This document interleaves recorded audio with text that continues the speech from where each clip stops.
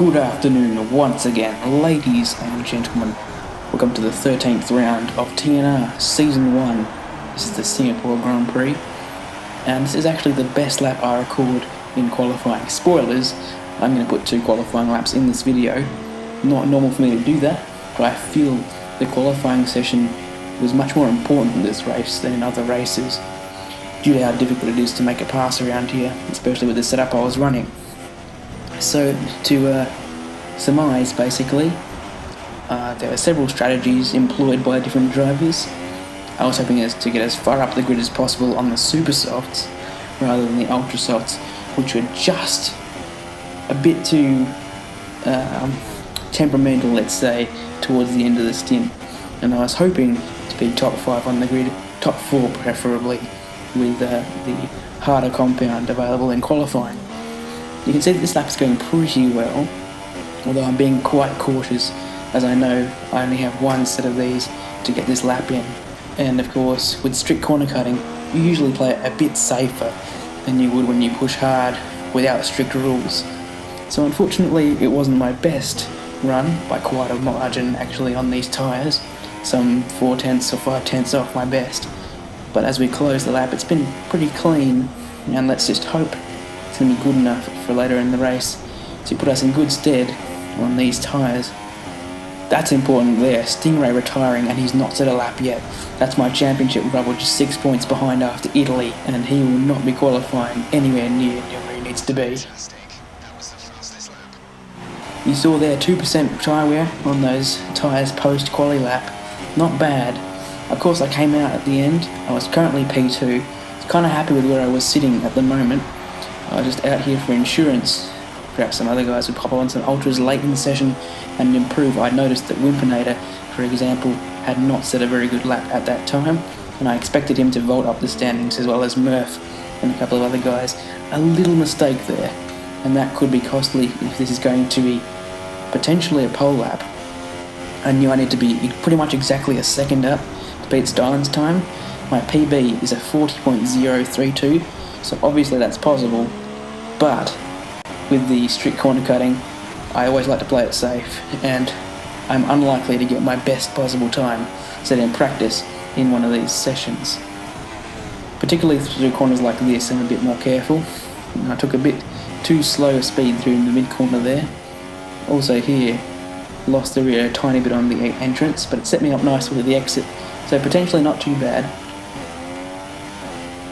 We're coming towards the end of Sector 2, and we're purple at this stage, so it looks like this can be a pole lap if I desire.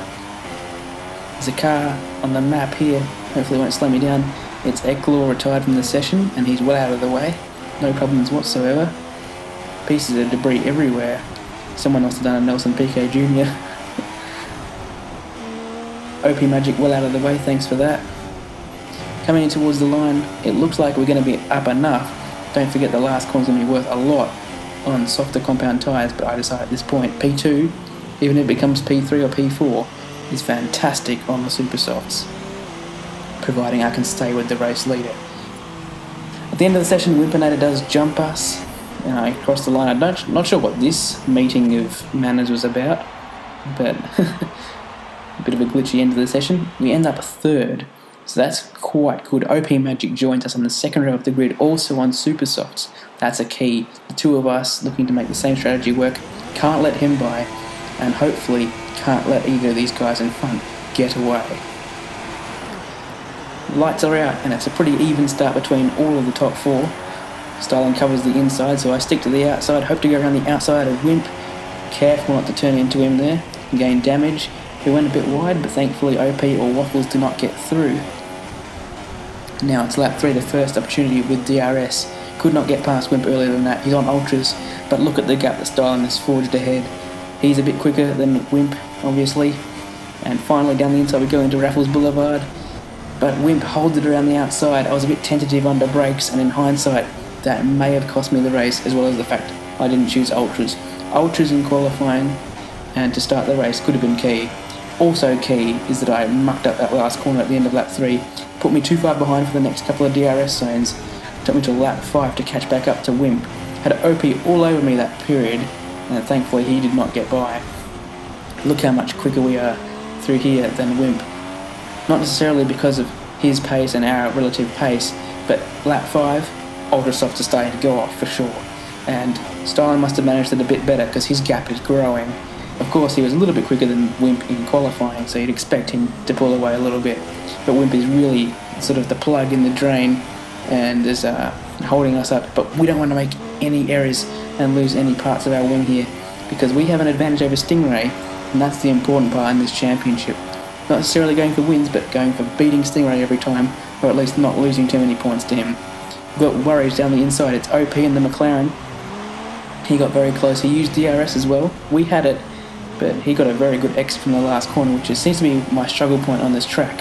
Thankfully, we stay around the outside for turns 2 and 3 and regain the position. But now we really know it's time to get past Wimp, and he makes a little error with traction.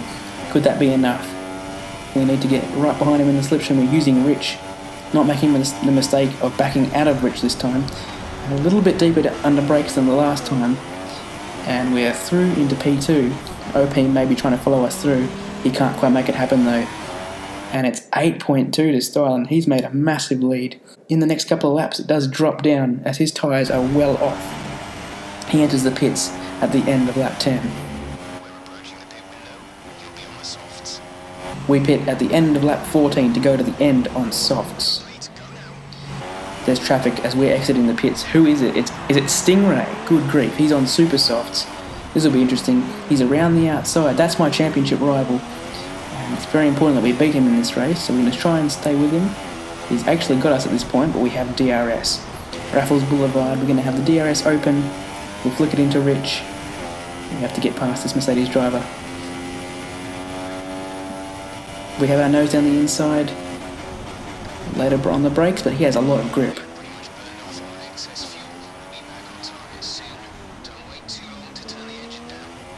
He started well down the grid, and he must have started on ultras and undercut on the super soft, so he would have pitted a few laps ago. So hopefully he's not going to the end, or if he is, which would be miraculous, we're going to have better tyre wear than him. In the pits was V-Fingers. He went very far on the super softs.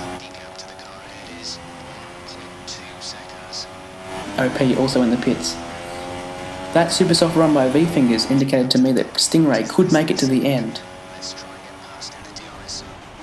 However, Stingray now suffering on tyres. He pulled out 3.5 seconds roughly at the maximum point in the gap, but now his tyres are well and truly past their use by date, and we are passed without even the use of a DRS zone.